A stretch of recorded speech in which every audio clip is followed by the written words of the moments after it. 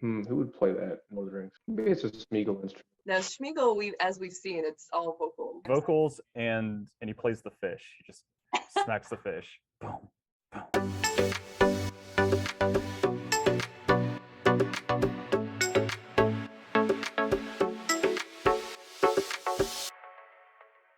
This is the Bookends. I'm Clayton, and I don't usually read the books, but we're watching the movie this time. I'm Katie. I read the book and I almost finished the movie. I'm Michael. This is my second time reading the book and about my second dozen time watching the movie. And I'm Christine. I actually watched the whole movie this time. I did not fall asleep. It was Lord of the Rings. Return of the King by J.R. Tolkien. First spoilers, if you haven't read or seen the movies, then stop. Then why are you here? This is like Spark Notes, but with attitude. The book starts, the whole Shelob thing happened at the end of book 2. Well, I was surprised you guys mentioned that the spider happens in the second book because the spider is like a long part in the third movie. Great point, because the third movie just leaves out like half of the second half of the last book. Sam and Frodo are fine. They're on great terms. Sam is like taking care of Frodo. It is awesome. Frodo is terrible in the movies though. He's much better in the book. Okay, Yeah, I do was feel gonna like this ask is the that. worst of Frodo,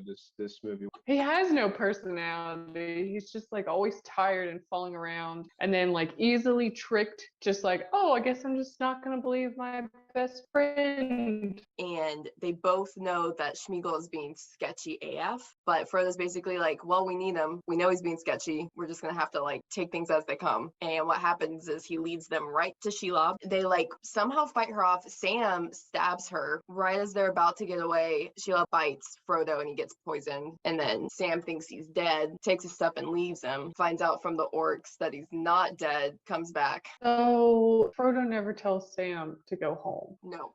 Why? What was the point of that? There's a whole section, like I guess half of like Frodo and Sam's and the Hobbit part is just not in the movie. The story, I guess, goes basically the same, except we're in chapter 3 of the second book, and they've already thrown the ring into the volcano. You're like, well, what's going to happen now? And that's when Hobbit War happens. Whoa, what? There's like more battles that happen after the battle. The ring is destroyed early in the book? There's still like maybe 100 pages left, and the ring is destroyed, and then everyone like kind of gets back. It's like the conclusion of the movie. Aragorn is crowned king, everyone goes their separate ways, and the hobbits are on their way back to the Shire, where it turns out like the Shire is under occupation. The hobbits with all their armor and weapons and stuff have to come back and defeat the evil that's taken over the Shire. Saruman, who they let go, was like, fuck you, hobbits. They spend like 3 chapters on everyone just saying goodbye to each other, so that takes forever. There is a little bit of romance, almost half a chapter of Faramir and Eowyn, and then we get 2 sentences of Aragorn and Arwen, and then we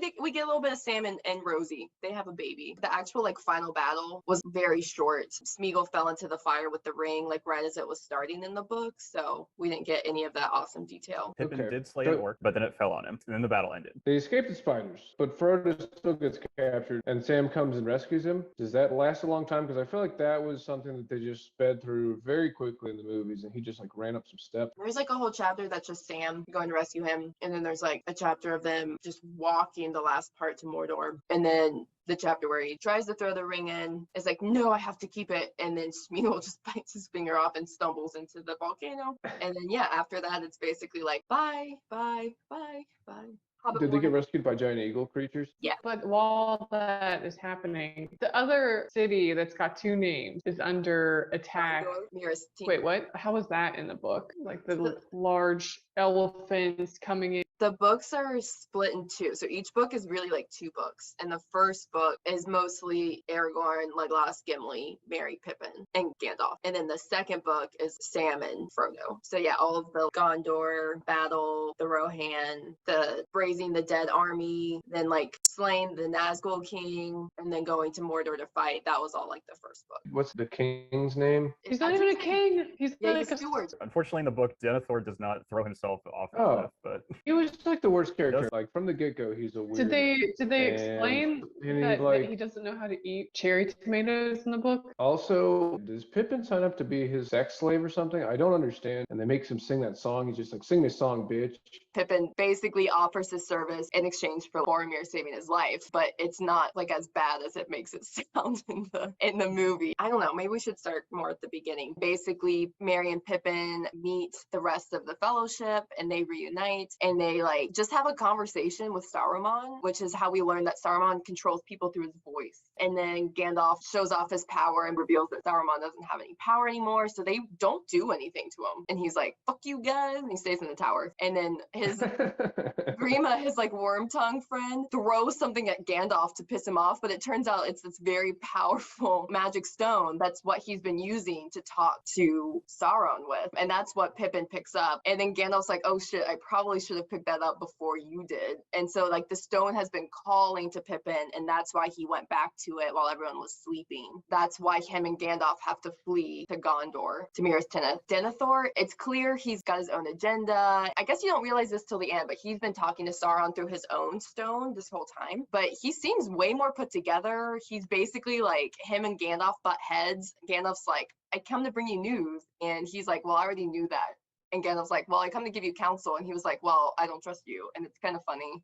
And Pippin gets in the middle of that. In book, Pippin is also kind of acting as a Gandalf's spy, but then Denethor is also very smart, and he's kind of using Pippin and just asking him to tell him stories. Through his stories, he's able to put together kind of like what the Fellowship was all about, what really happened to Boromir, that Aragorn is in their party, and that he is definitely the true king, and he's a little sus about that. I mean, does he just want to be king, and that's why he's like really pissed at these guys, or was he just obsessed with Boromir and for some reason hates Faramir? In the movie, they just spoon feed it to you. Faramir comes in, he's like, I wish that you would have died and Boromir was still alive. And then he's like, okay, well, I'm gonna go out in the middle of the battle then. I mean, it is a little like that. It's clear that Boromir is his favorite. I think both Denethor and Boromir put Gondor before anything else. They wanted the ring to protect Gondor without like considering the rest of Middle Earth. Faramir is much more in line with Gandalf's thinking. Yeah, Faramir does directly ask Denethor, do you wish that I had died instead? And Denethor just says, yes, I wish you would have died instead. Okay, so that actually happened. And I want to know what's going on with Pippin. Okay. Pippin's like part of the city guard. He's there when Denethor decides he's going to light himself and Faramir on fire while they're both still alive. They say Faramir and Denethor still sets himself on fire. Granted, he doesn't throw himself off a cliff. He just locks himself in a tomb. If you'd like a little more information about this relationship, wait until my book talk learn. Michael, I'm surprised your book talk learn isn't about like the science behind Legolas, like getting on that elephant. I don't think there were elephants in the book. Not that they were in the second. I don't remember them in the third one. Oliphant. Yeah, there was no like Legolas elephant trunk surfing. The collection of the Army of the Dead is a little bit different. They're all the soldiers that didn't fight Sauron the first time around. They didn't respond to the call of the king. And so they've sort of been just existing in the hills until they can fulfill their oath. He goes with Legolas and Gimli down the path of the dead. They end up taking that army. They don't come out of like the ships with the ghosts and like swarm over. The ghosts actually never make it to Minas Tirith, unfortunately. They do stop the like boat invasion, and then he releases them at that point. That's when he collects like all these other southern Gondorians, and then they get on the boats and help rescues. There's no just like immortal wave of green ghosts, unfortunately. They win the fight, and then they go to the Black Gate to distract Sauron so that Frodo can go in there and, do his thing. I feel like I'm missing a huge portion. Awen chapter, which was awesome.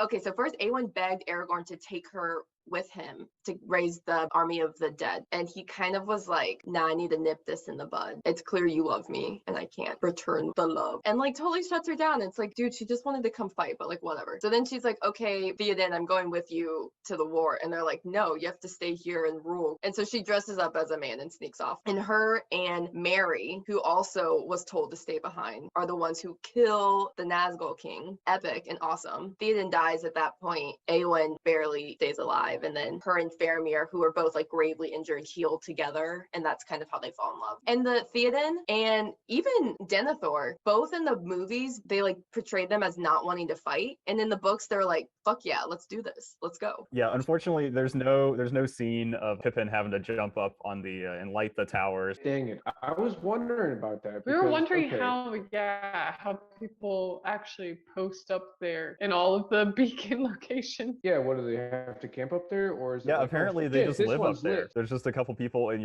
that's your just job to sit there on the mountain on the off chance that someone decides to light the beacons, which have never been lit. In addition to like Pippin picking up the Palantir and like looking into it, Aragorn also picked it up and revealed himself as the true king to Sauron. This is what caused like Sauron to do this attack immediately right here with all these forces, because he was scared, because he kind of knew like, oh, they have the ring and Aragorn is the true king, and this could be really bad, so I just need to attack right now with everything I have. I don't understand what he's so worried about. It's Aragorn specifically. He has like elf blood or whatever in his line.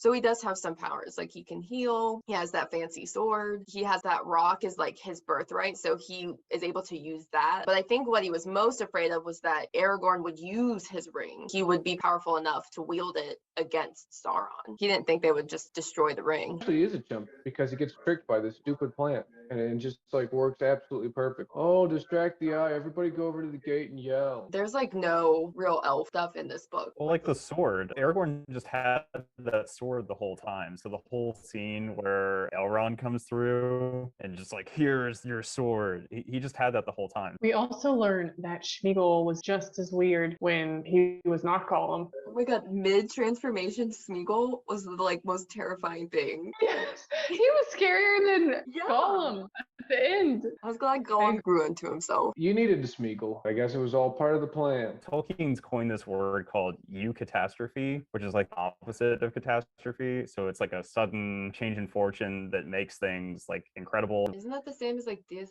I think that's pretty cool. It's a little different. I don't quite know the difference, but I can see that there are plenty of articles. Eucatastrophe versus Deus Ex Machina. What does this mean? I guess you can see eucatastrophe coming, right? Like it's not out of nowhere. Like they built up. Yeah, they built up multiple times during the book. They said Smeagol is going to be very important. Even in the end, he may have a role to play, whereas the Deus Ex Machina is just sort of a thing that happens. The Eagles show up. Freaking Eagles are much more Deus Ex God. Machina. The movie Frodo, I was kind of confused if like this was supposed to be social commentary. Like if you're rich, literally nothing bad would ever happen to you. It gave me like some White Lotus vibes. Sam even takes the ring actually at a point and gives it back to Frodo. And Frodo is like, you fucking didn't. I feel like Sam could have taken the ring just as easily. There was that weird moment in the movie though when Sam was like, ugh. He does take it when he thinks Frodo's dead. When he realizes Frodo's alive, then he gives it back. He has like a little bit of a mental struggle, but it's like very little. And he like actively doesn't want to put it on because he doesn't like how it makes him feel. It's great. The ring, when Sam has it, is providing him visions of, here's the things that, I will provide you. And he imagines himself sitting atop a horse, like leading an army. Sam the courageous, Sam like the great warrior. And then he goes, well, this isn't quite working. Well, how about this? Look at this massive garden we can give you. Look at all this land that could be yours. And then Sam goes, well, I really only need a small plot of land. Like that's a lot of land to have to take care of. You just need like a nice spot behind my house. Yeah, this isn't really going to do anything for him. It would have been as good as a story. Sam would just take it up and just chucked it in the freaking ring and walked back. The movie ends, and then it's like another hour of just meet and greet and saying goodbyes and stuff, and then they all sail away on the ship. The time of elves is over. The third age is done, and so they all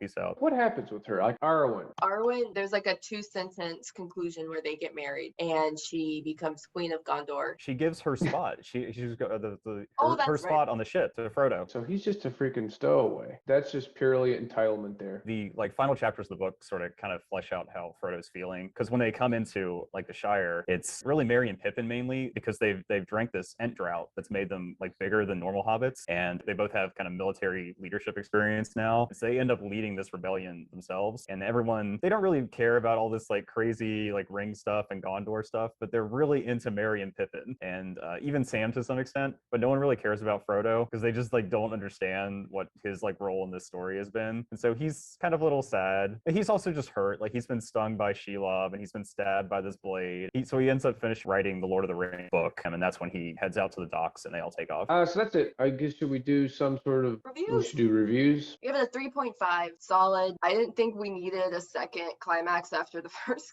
climax. I could have done without the like petty Saruman revenge. Although it did have the most graphic scene in the whole series. Grima, Wormtongue, comes up behind Saruman and like slits his throat. Mithril. And it's like, Whoa, where whoa, did what? that come What from? the hell are you talking about? Wait, what?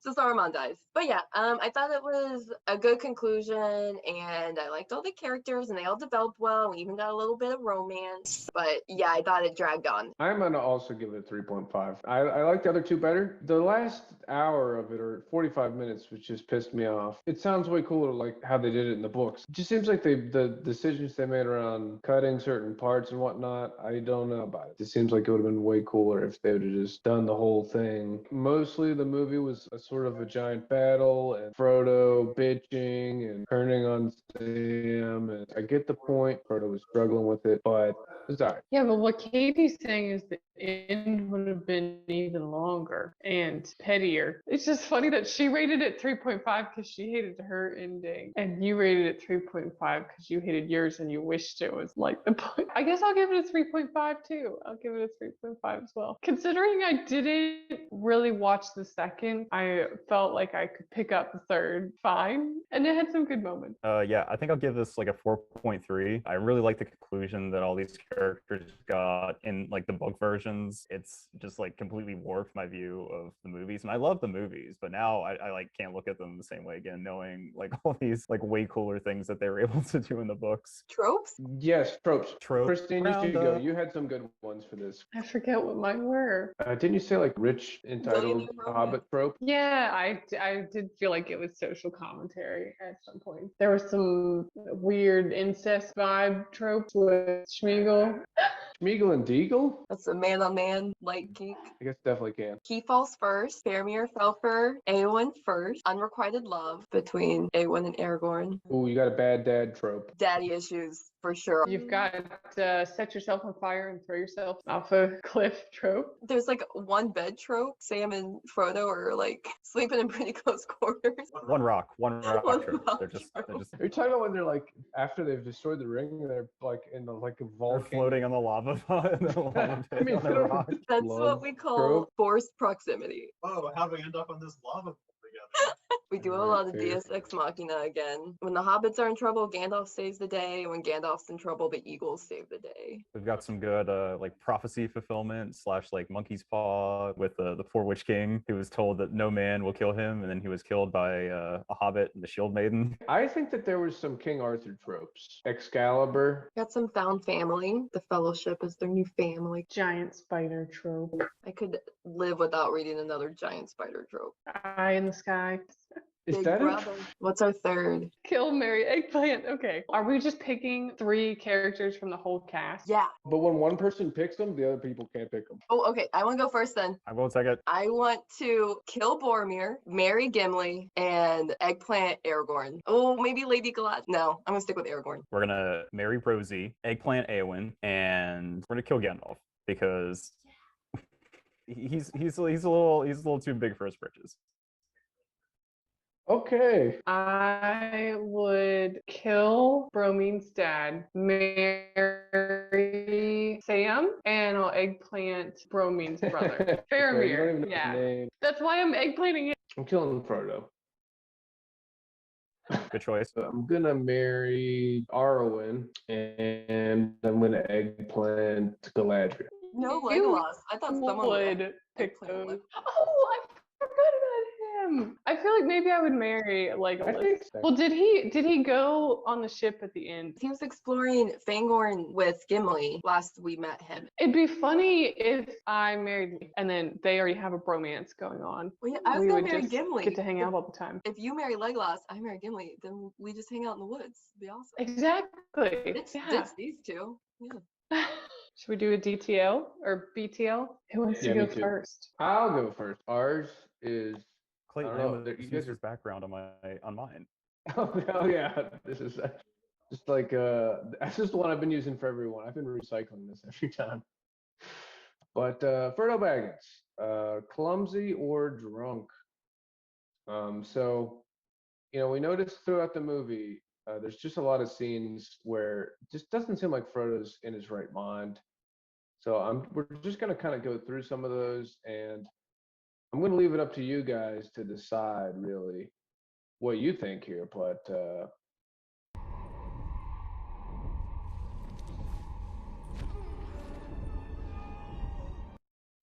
I mean, so that right there, look at this, kind of like a swan dive.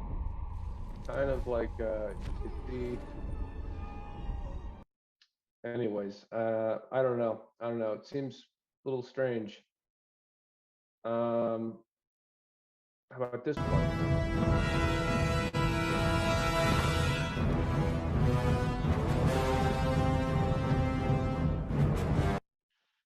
All right, just kind of a light trip there. A light trip.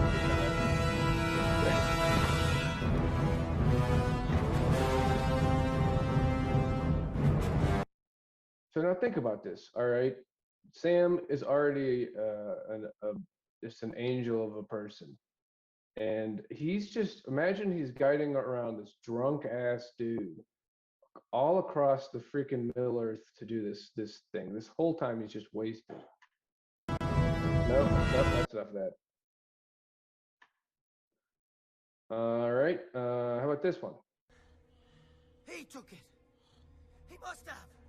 Smeagol? No, not poor Smeagol. Smeagol hates mousy elf bread. You're a lying rat. What did you do with it? He doesn't eat it. He can't have taken it. What kind of judgment is that there? What in the hell? I mean, look, that's ridiculous. Nope. Okay.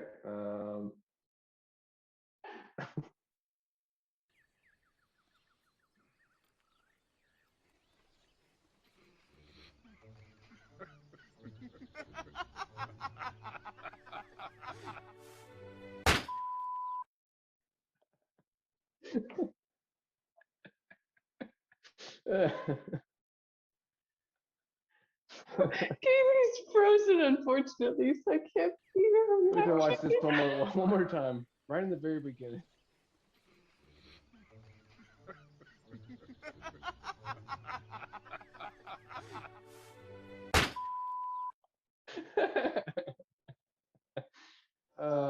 So I looked at the background to this. I was looking up videos where Frodo seems drunk, and this thing on YouTube literally said "drunk Frodo," and so I clicked on it.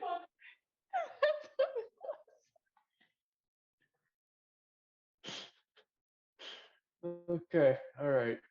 We're going to the next one here. All right.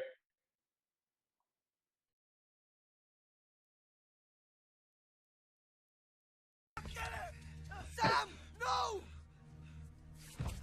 Oh my, I'm sorry. I didn't mean it to go so far. I was just so angry. Here, just rest a bit. I'm all right. No, you're not all right. You're exhausted.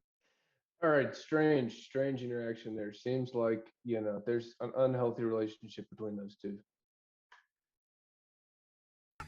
All right, we're gonna move past it. So just did a little bit of research, really bare minimum here, and I had a number of different things here. It's unclear exactly how many times Frodo fell in the movies here in the trilogy, but the minimum was 21, and I found this on some website called Idiosyncrasy Tote Board, and then this is what they said. 34 from I don't even know what this was. This was like a website, and I don't understand. This isn't even what it was called, but this was in it, so I just put it here. Grandma Boo Dog. Anyways, 34 times. Some Sibs kept a tally, so probably pretty accurate. Probably pretty accurate. That's probably the real answer there. And then 39 from ifunny.com. 39 exactly in the trilogy. Now, I will say that's probably accurate because Grandma Boo Dog does not count when Frodo's knees touch the ground when he's in the tunnel with Shelob. So that's probably at least 5 right there. So, I mean, what do you think? Clumsy or just drunk? What is your guys' opinion? I'll just let's take a vote. Drunk on the power of Sauron. Well, he definitely was drinking more. The book Frodo, when they were in the Prancing Pony at the beginning, and there's like the whole people bumping into him, and he trips and falls. He was the one singing the song, and he was the one that was drinking. And then he was the one that fell off, and it landed on his finger. It wasn't Merry and Pippin doing this. So yeah, I think this Frodo drunk theory holds a lot of water. Good. Well, that's all we've got. We also watched a video. It was like a 5-minute compilation of all the times Frodo fell, and it's just like him tripping the whole time. That was pretty awesome, but I felt like if we played that whole thing, we'd probably get in some sort of trouble. Someone probably took a long time to put there. Lord of the Rings, but every time Frodo falls or trips, it starts over. There was a drinking game. There was a drinking game based on this, and that would be entertaining. What would you drink? You'd be dead. I guess it's a long movie. You can recover. I feel like in the you gotta play. You play extended. Yeah, you do extended editions. It's gonna be what, 40 drinks over 12 hours. You'd be dead sober. in his like callback or whatever, I feel like they were like, well, how good can you trip? Because there's going to be a lot of tripping scenes.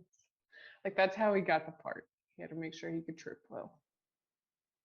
Yeah, they just put a stool out there. Like, show us what you got. Now let me see you drop. All right, I got my clickbait title here. This is how Gandalf won the Game of Thrones and getting Aragorn into the seat of power. I watched this cool video. Everyone should totally watch this YouTube channel. So I watched it, and then it got me realizing, oh yeah, Gandalf used some of these cool little tricks to get Aragorn into power. So a little bit of background about Middle-earth. Arnor and Gondor are these like two sections of Middle-earth that are established by two brothers who came over from Numenor. In their battle with Sauron, the king of Gondor ended up getting killed, and then Isildur was the ruler of, I guess, the presumptive ruler of the other area. He ends up getting killed, and he ends up leaving his child as an heir. So there's like a child king, and that child ends up being raised by Elrond. The Witch King comes through over the course of several hundred years, ends up slaying the king of Gondor, and he leaves no heir. And then the Witch King also ends up defeating the people of Arnor, and that whole area just ends up kind of disintegrating. That ends up being Aragorn's line. They end up going to hiding as the Rangers, and then the stewards end up taking over Gondor. So that sets the stage for Aragorn meeting Gandalf. Gandalf's plan is for Aragorn to take the throne, so they become friends. And Elrond also knows the truth about Aragorn's past. So in this way, Gandalf's already set up Aragorn, and he's got like the elves on his side. And of course, we've got to marry into power. So Elrond's daughter Arwen ends up falling in love with Aragorn. So now we've got the power of the elves and a marriage set and ready to go. And Aragorn has earned Elrond's respect. Now we move on to Rohan, because we've got to get the rest of the men on side here. Gandalf ends up telling Aragorn he needs to work for Thingol, who was Theoden's father. This is several years before the movies even start. And so Aragorn does that and learns the ways of Rohan, ingratiates himself with the people of Rohan under a fake name. Poor Theoden, his son ends up dying, and so his presumptive heirs are now Éomer and Éowyn. Aragorn ends up fighting with Theoden and Éomer, thereby earning their respect. And poor Éomer, in the Two Towers movie, in the books, he actually fought side by side with Aragorn, and this is how he ended up gaining the respect of him. And Éowyn, we have another romance here. Éowyn falls in love with Aragorn, so now we've got the elves and the men connected via possibly love and marriage to Aragorn. And Gandalf further gains their respect, gathering the Rohirrim and the Ents to save Rohan. After Theoden dies, Éomer is the new I guess, yeah, the new king. And because he fought side by side with Aragorn, their bond is just tight. They're ready to go. Rohan is now on side. Then we look at Gondor. Gandalf also did this thing with Gondor. After Aragorn was like working with Rohan, he also took him to Ithilien, who was Denethor's father, and did the same thing. He worked under Ithilien under a fake name, and then this kind of explains Denethor's kind of situation with Faramir and why he doesn't like Faramir as much. Gandalf ends up tutoring Faramir, teaching him like about history and the ways, and Faramir ends up going to trust Gandalf in a lot of ways. This makes Denethor very suspicious of these two, and after the death of Ithilien, he's just like ultra hating on Aragorn and Gandalf, and this causes him to disfavor his own son. His other son Boromir ends up joining the Fellowship, but after he dies, Denethor ends up despising Aragorn and Gandalf. And then we have this like super bond of trust with Faramir and Gandalf, which is like shown in the sense that like Faramir has like gained the wisdom of Gandalf, and he lets the Fellowship go. It all makes perfect sense. After these images without the animation are just insane. After Denethor dies, Faramir ends up becoming the steward of Gondor. And here we have this drawing of near the end of Return of the King, where Faramir hands over the sword of the steward, turning over Gondor to Aragorn. And we have this quote from the book as Gandalf is crowning Aragorn. Aragorn says, "Let Mithrandir set it upon my head, if he will, for he has been the mover of all that has been accomplished, and this is his victory." Thanks, Gandalf. Is this why you wanted to kill Gandalf? Yeah, he's just playing the game too well. Everything has just been his fault, like straight from the beginning. He could have solved this if he had just like read a couple books earlier, figured out what this ring was. They could have been done with this like way sooner. He knew about the damn ring. He wanted this to happen. I like the callback to Christine's presentation. I love that. So yeah, basically all that information is in the appendix. It's kind of just like listed as like a history. Yeah, I was really impressed. I was like, how did you know? How long did it take you to figure out all of these things? We are doing Return of the Karaoke, where I have karaoke sang 3 of the songs from Tolkien's books that are not shown in the movies. So you will not find this content anywhere else. Hell yeah. Okay, so first we're gonna do the Bath song, because that was one of my favorite songs in the whole series, was them singing in the bathtub together. And it is set to the tune of Ice Ice Baby. So on the left here are the lyrics. Okay, I'm gonna hit play. Yo, Bombadil. Let's kick it.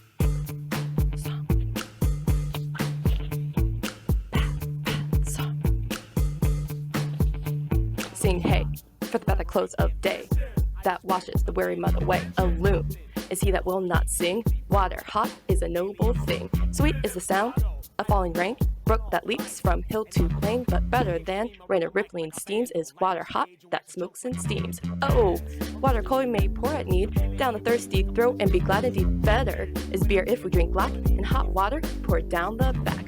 Oh, water's fair that leaps on high in a fountain white beneath the sky. But never did fountain sound so sweet as splashing hot water with my feet. Bath song. Bath song. Pippin took a bath song.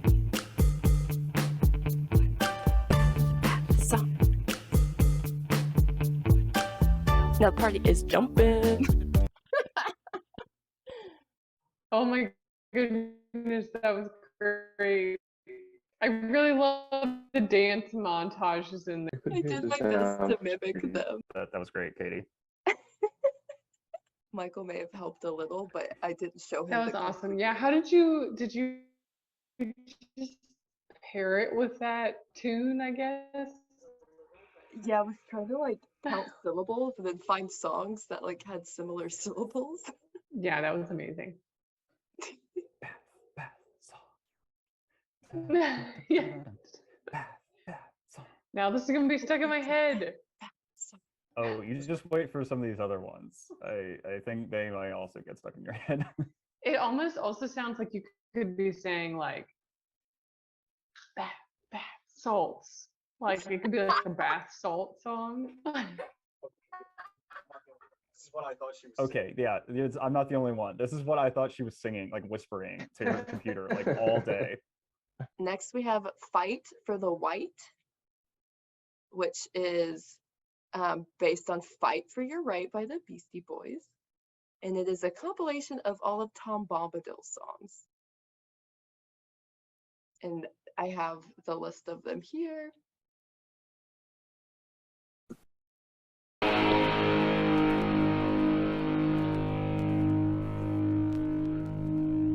Kick it!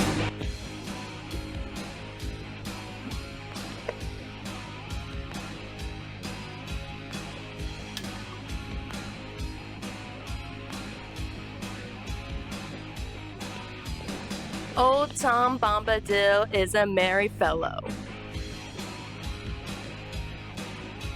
Bright blue his jacket is, and his boots are yellow.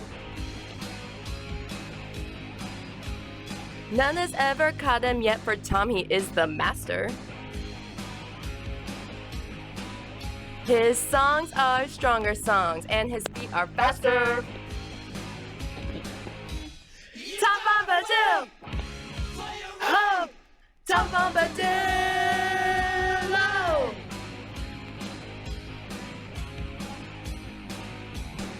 Oh, Tom Bombadil, Tom Bombadillo. By water, wood, and hill, by the reed and willow. By fire, sun, and moon, hearken now and hear us. Come, Tom Bombadil, for our need is near us. Tom Bombadil! Ho! Tom Bombadil! Oh!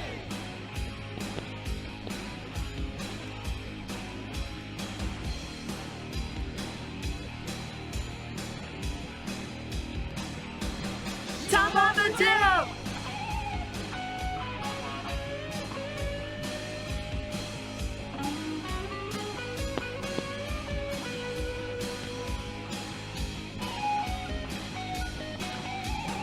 Hey now, come point now, whither do you wander? Up, down, near or far, here, there or yonder. Sharp ears, wise nose, swish, tail, and bumpkin. White socks, my little lad, and old fatty Loken. Tom Bombadil! Ho! Tom Bombadil! Oh! Tom Bombadil! Ho! Tom Bombadil! Oh! Wow, That was amazing. that was amazing. Yeah, I don't understand how you did this. I've always wondered how people, like when they write songs and books, how the hell does anyone supposed to know what they? I think this is exactly what Tolkien had. Did Michael also like spit on you at one point or something? I watched the music videos for these, and we tried to kind of recreate the music video. And there was like a point where a guy did the spit, but Michael spit thing, he just Yeah, kind of screeching.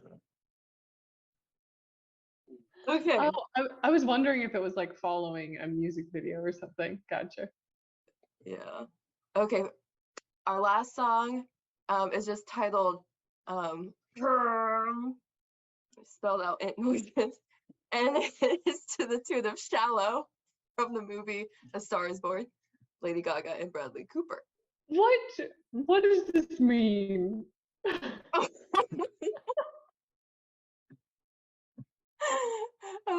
So feel free to watch.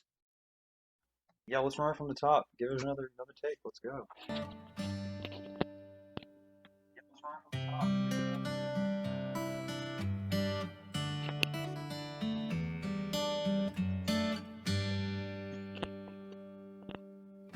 Spring unfolds the beaching inside it's in the bow. When light is on the stream, wildwood wind is on the brow.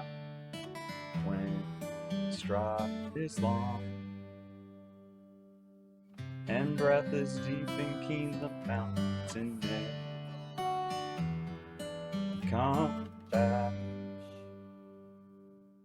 Come back to me and say my land is fair.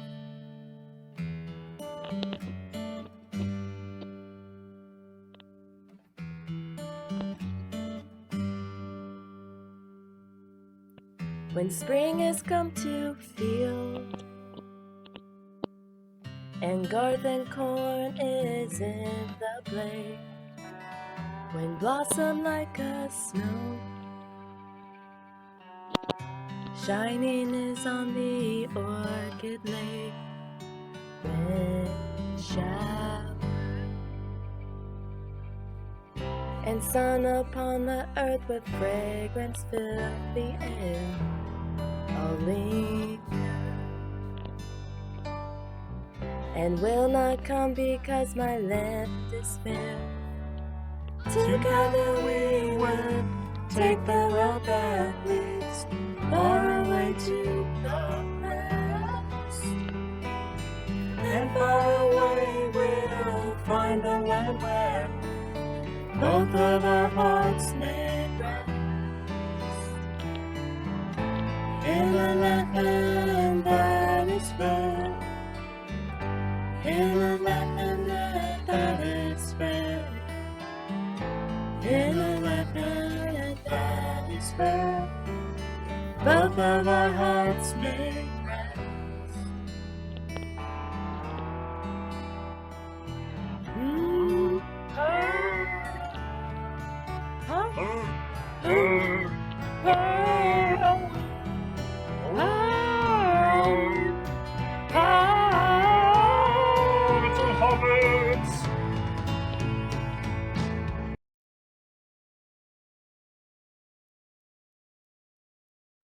The ending! Oh my god!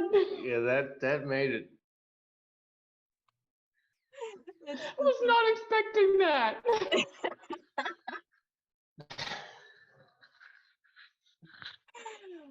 Oh goodness. Wow, that was so good. It was something. I don't know if you noticed in the last video, but we weren't always singing the actual words. We were singing the shallow song and then the words. Okay, I got a little bonus. I didn't sing this one. This is a shout out to my main man Schmiegel. But we've got a bonus karaoke. Old Schmeeks. I knew you were trouble when you walked in. So shame on me now. Flew me to places I've never been. Now I'm lying on the cold hard ground. Trouble, trouble, trouble.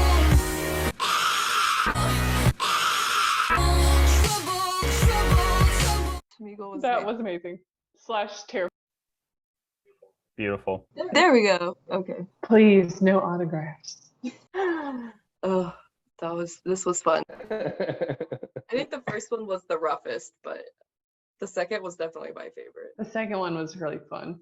Oh, time, Bombadil, time, Bombadil. Now these are going to be stuck in my head. I don't know how you guys match them to actual songs. Like, that's very impressive to me. How many did you have to try before you found a couple that like fit well? I think the duet was the hardest part. I had it set to the High School Musical song at the beginning, the like first one when they're also singing karaoke, but it was a little outside of our vocal range. So Shallow, for being a very challenging song, is still kind of lower in the octave. So Also, you guys have a lot of instruments. we also have that what's it called, a kalimba, that I forgot about. That would have been perfect for Lord of the Rings. Who would play that in Lord of the Rings? Maybe it's a Smeagol instrument. Now Schmeagol, as we've seen, it's all Vocals, and he plays the fish. He just smacks the fish. Boom. Boom. Thus concludes the Lord of the Rings. Next up on the bookends, what are we doing? I came up with a list of witchy rom-coms, like Go Hex Yourself.